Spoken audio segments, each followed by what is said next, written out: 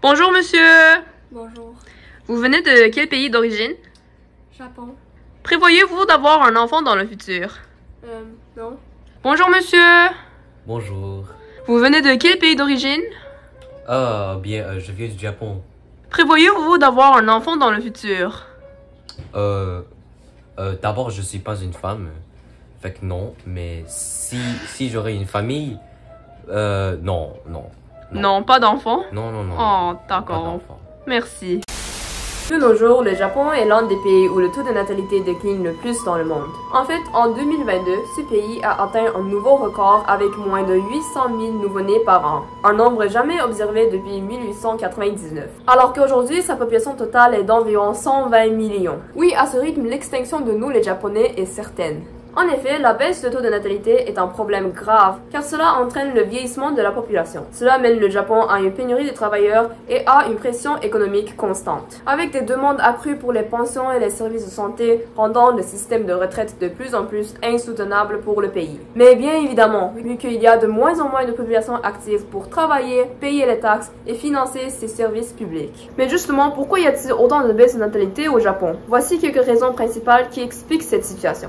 1. Le culte de travail. En tant que japonaise moi-même, je confirme que le Japon est un pays où le culte de travail est extrêmement présent, probablement l'un des plus excessifs au monde. C'est tellement normal que les gens travaillent des heures supplémentaires non payées, principalement pour montrer aux patrons leur niveau ridicule de respect et de sérieux envers leur travail. Et surtout parce que tout le monde le fait, c'est une question de culture et de tradition. Les heures non payées deviennent parfois obligatoires dans certains secteurs, notamment dans les rôles administratifs, les services à la clientèle et des services financiers. Mais des horaires de travail prolongés peuvent se produire dans presque tous les domaines, comme chez les coiffeurs, dans la construction, les restaurants et bien d'autres. Ce surplus de travail provoque une grande fatigue chez de nombreux Japonais, ce qui les empêche de se projeter dans l'idée d'accueillir un enfant, car cela dépasse de leur zone de confort. Une zone de confort déjà quand même inconfortable. 2. La présence des femmes au travail. Celui-là était déjà bien expliqué dans nos cours de monde contemporain, mais juste pour vous rappeler, la présence des femmes au travail baisse le taux de natalité, car on ne peut simplement pas amener les bébés au travail. Ah oui, bonjour, bon matin. Bon matin. 3. Priorisation de la liberté personnelle.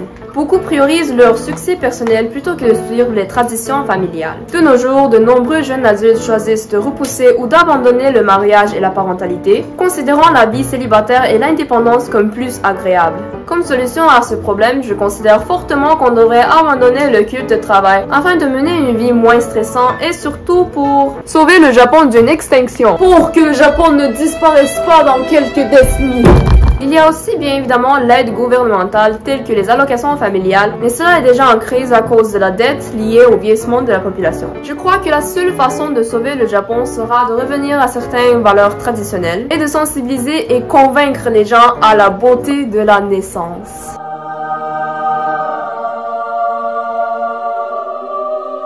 Une tâche très difficile à réaliser, et c'est pourquoi nous sommes toujours coincés dans ce problème. Pour conclure le tout, les Japonais sont en train de disparaître, et comme solution, on devrait les forcer et les menacer pour faire plus de bébés.